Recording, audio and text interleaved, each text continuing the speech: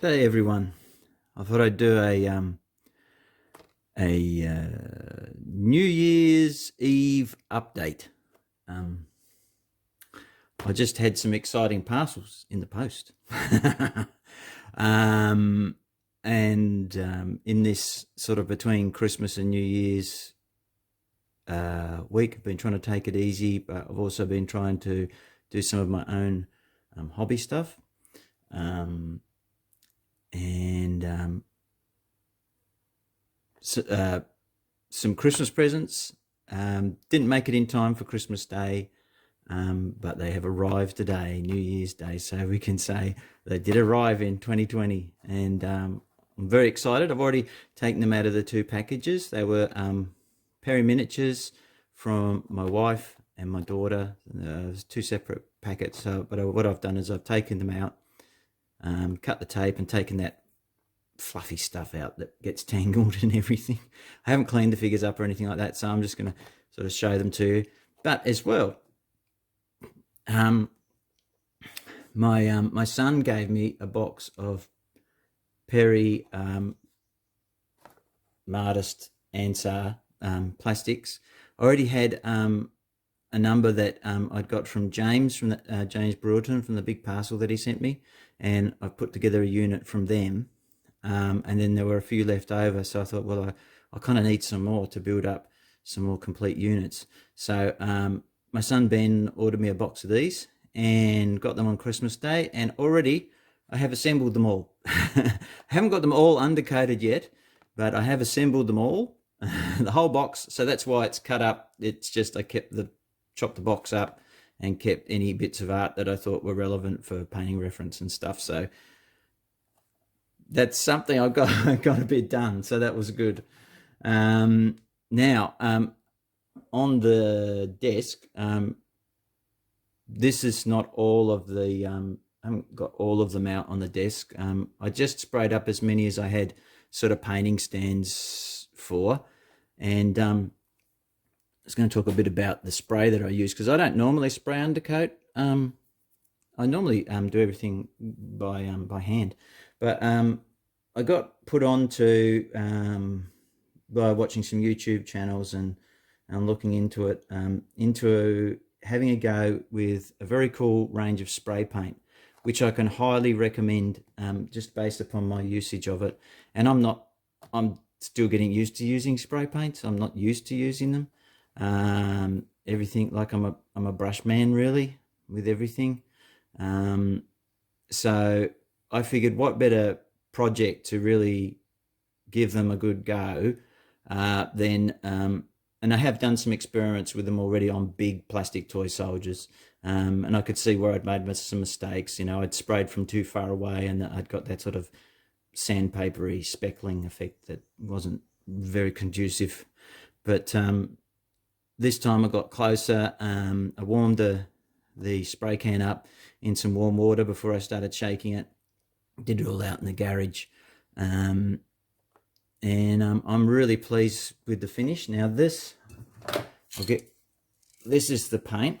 This is Montana. I believe it's a Spanish company. They make a few different lines, but this paint is designed for graffiti artists, and it's designed to stick really well, as you can imagine. Graffiti artists are spraying onto all sorts of crazy outdoor surfaces, and they want it to stay on. This stuff is so reasonably priced as well. Look, I would recommend this over any of the, I'm not trying to put down anyone or anything, but if you're after value for money, try a product like this. Try some of the graffiti sprays, because they're either sold by specialist graffiti stores or art shops. And I got mine from an art centre in Launceston here in Tasmania. They carry loads of the different colours. They go on smoothly. You can get all sorts of different size caps for pennies that have different spray patterns. They spray a really tight line or a really loose sort of smooth finish, or whatever you want. You could just you don't have to get a different can. You just swap the cap out, for different techniques and methods, which is what those graffiti guys do.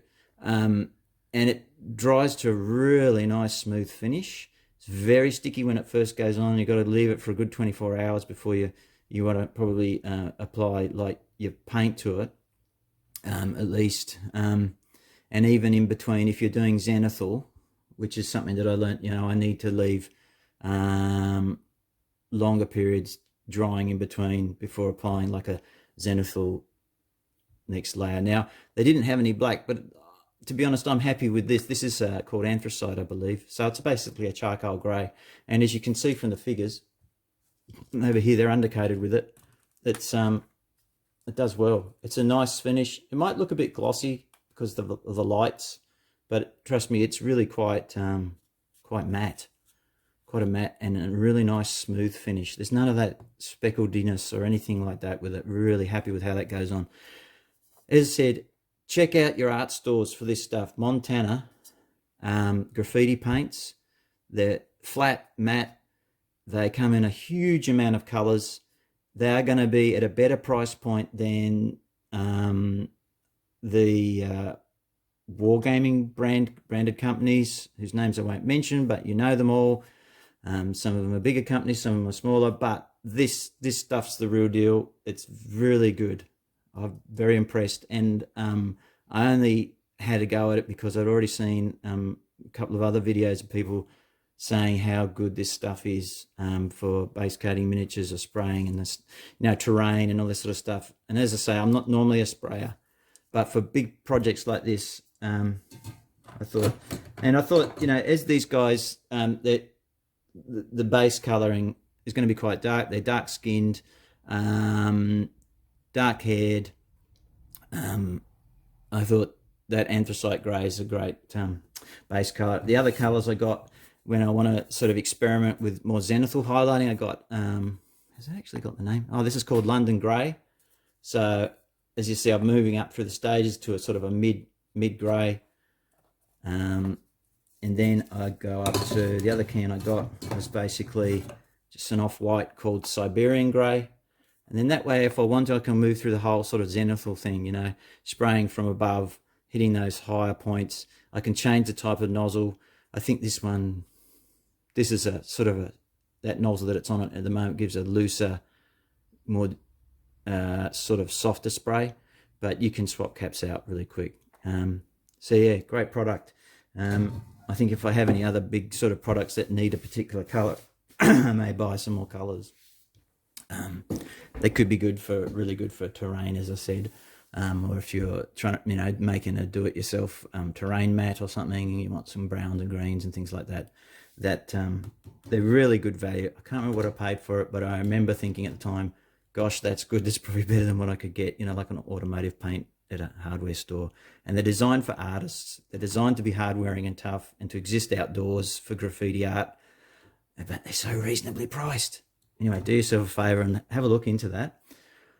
Okay, so far with my Colonial project, I have finished one unit of Martists, which are in a drawer off camera, and I have finished one unit of British infantry, which I've used the miniatures that, and I've done like the Martists unit of 16 and the British infantry unit of 12, and that's in like the Men Who Would Be Kings rules. That's their sort of standard sizes for units, tribal levies and tribal units, and then like Western armies and that sort of stuff, formed units.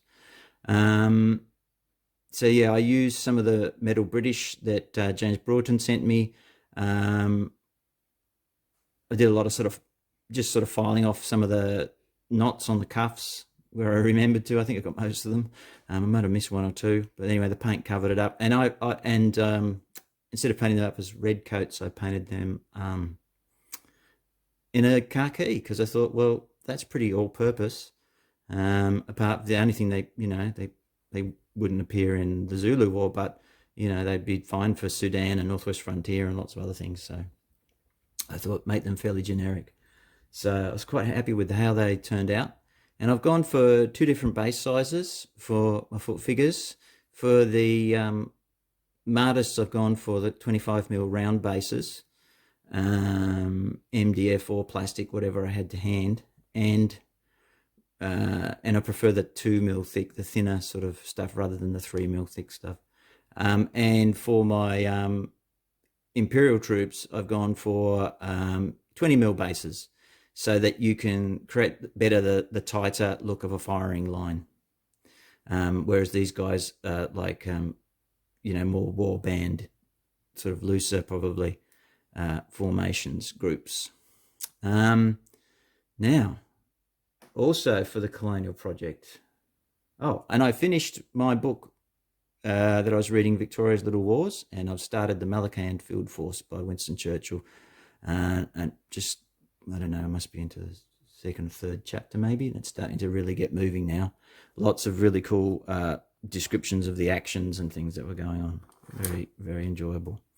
Okay, so like I was saying, my wife and daughter bought me these presents. I basically, my son, like, he got the plastic ones, and for the girls, I just sort of shot them a message with all these links to the Perry website, so that they, and another website for some dwarves in case they wanted to buy dwarves instead, but they both opted for Perry miniatures. And just sent them lots of links for different stuff from the Victoria's Little Wars ranges and from the Sudan ranges, and let them choose what they wanted to get me. I had a suspicion that my daughter might get me some stuff with camels, but it turns out my wife did too. They both got some really cool stuff for me. Okay, let's have a look. Sorry, bumped the camera. And kind of let you guys know, it gets a bit tricky with the camera, trying to reach around it to the desk and stay focused, because I haven't got an overhead rig per se. Okay, I'll see if I can do these in numerical order. These are the Victoria Little Wars ones here. So SB39, those who are familiar with the range probably know what these are. So we've got Camel Corps,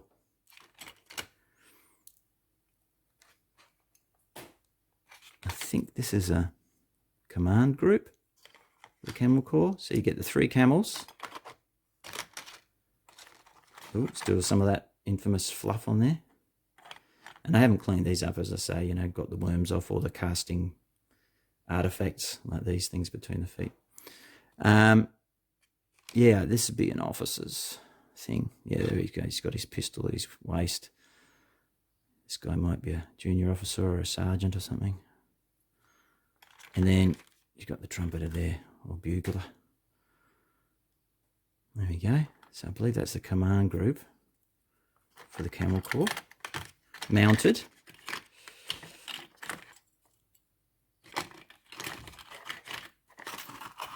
So that's SB39. Sorry, bumped the camera. SB40 is some more Camel Corps. Okay. So this is some more of the regular troopers mounted on their camels. I've painted some of these in 54mm for you might remember previous videos where I painted some of these for my friend James as a gift from Armies in Plastic. So at least I've got an idea roughly of what colours to paint, eh? Shouldn't be too difficult in that regard. So there we go. 3 regular troopers from the Camel Corps. Now I can't remember how many. I think mounted units in men would be kings, but would be 8. But in a sense, these are basically mounted infantry. I mean, as far as I'm aware, they didn't fight from the camels. They're just basically acting as mounted infantry. But that's cool. So camels. So 3940, the next number in the sequence, that's 42. Sedan British 42. So here we have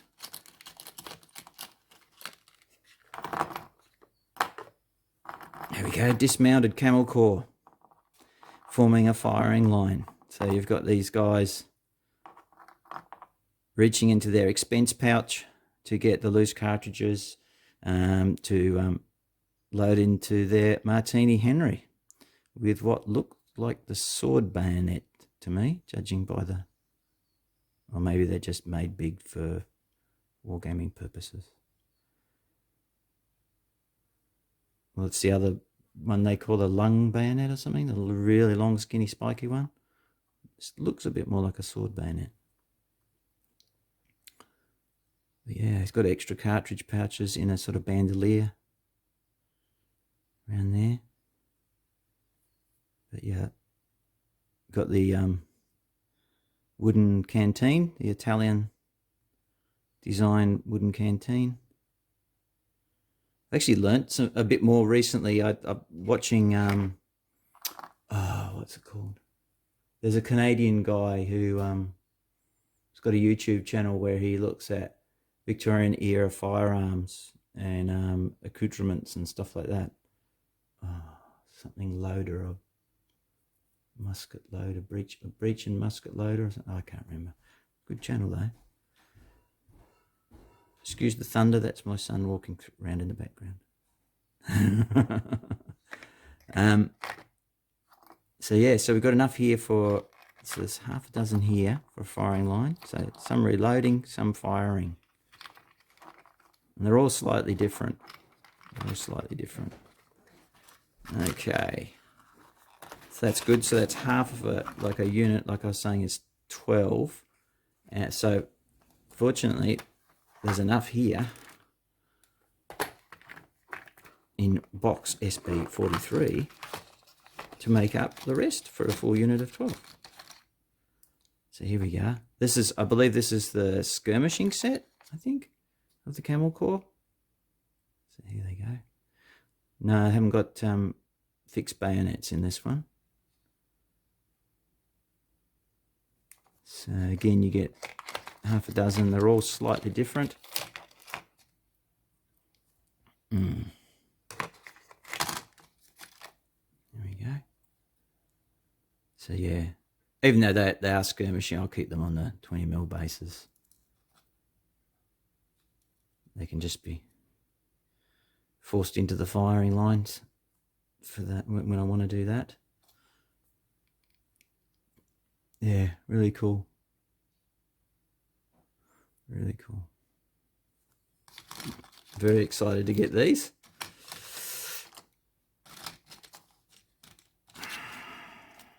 Okay. Next, after 43, we got 44. And my daughter, she quite likes the camels. She thought they were pretty cool. So she wanted to get me, and it was on the list. On my list, you've got the camels at rest, which is a really neat little thing that you can put when you've got that, say, that formed up unit.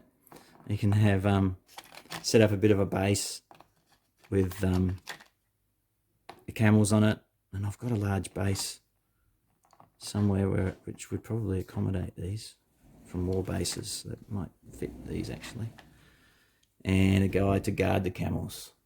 So you've got the 4 camels at rest, just like you would with a dragoon unit or a mounted infantry unit. You have the horse holders or someone to watch the horses while the guys get off and into the skirmishing line or the firing line. So yeah, really cool. Lots of character, lots of fun. Yeah, they should be a hoop to paint. There we go. Very nice. Okay. Oh, sorry. And then we've got a couple of boxes here from the Victoria's Little Wars. We've got VLW11. And these guys, they're on my list. These are from Jacob's Rifles. It's an Indian unit. Now, I don't think Jacob's Rifles were in the Sudan. I don't think they were. But that's not really the point of my collection with the colonial stuff. What I want to do is I want to sort of cherry pick and collect stuff from that can work in a lot of different colonial situations. Sometimes it might not be 100% accurate. They might just seem like they're just standing in for something else. But that's how I want to do it. You know, I want to have some guys from the Indian Army. I want to have Empire stuff. I want to just have Sudanese Martyrs troops, but I also want to paint up some Pathans and eventually perhaps some Zulus and all manner of things. maybe some Afghani regulars. So it just gives you a lot of different, sorry, apologise if that's out of camera shot. Can't really. Yeah, so it just gives me lots of options, and you know, it gives you a great variety of things to paint too. There we go. So that's Jacob's rifles, part of them, and then we've got this is VLW 13, and this is also with the Jacob's rifles. So we've got the British officer commanding the unit, and we've got 3 more command figures. So you've got an officer of Jacob's rifles with a pistol. There's his saber. A sergeant. Actually, they've sculpted on the stripes as well, which is really cool. Gesticulating madly to get over there at the double. And here's a guy, a bugler, sounding the call to get moving. Hopefully not retreat. So that's excellent. So what that's given me, what, half a dozen there, and then so you've got 3 more here. That's a good amount of guys. So probably I need, to make up a full unit of 12, I probably need 1 more box. So that's at least, because I had some, I've got some money left over from a birthday back in October, which I still haven't spent, and I got some more money for Christmas, which is really generous of my family. So, but I wasn't sort of going to spend it until I kind of saw what turned up at Christmas, I guess. So now I can better sit down and think about, what do I need to fill out these units? For example, you know, I want another box of these to fill out like a full unit, and maybe some extras, and yeah, other bits and bobs. So that should be very cool. All right, guys. Well, I hope you all had a pleasant and peaceful Christmas. And yeah, we're just about to enter into a new year. I know some people put videos up and may leave comments about, thank goodness 2020's over, and kind of almost as if like flipping that calendar over is going to change everything all at once. But really, when we reflect upon it, we know it's not quite as simple as that. A calendar is a calendar. Yeah, hopefully we will see some definite progress with the overcoming the coronavirus. But I think, you know, like a lot of things, they can sometimes tend to take longer than we expect. So, yeah, they need to just hold fast and keep on keeping on. And, yeah. All right. Well, I hope you enjoyed that little video from my Christmas haul and the talk about paints. I hope that was useful. The spray can stuff. Yeah, really do check those out. They really are worthwhile having a look at. All right, guys. All the best to you, and take care. I'll see you next time. Bye.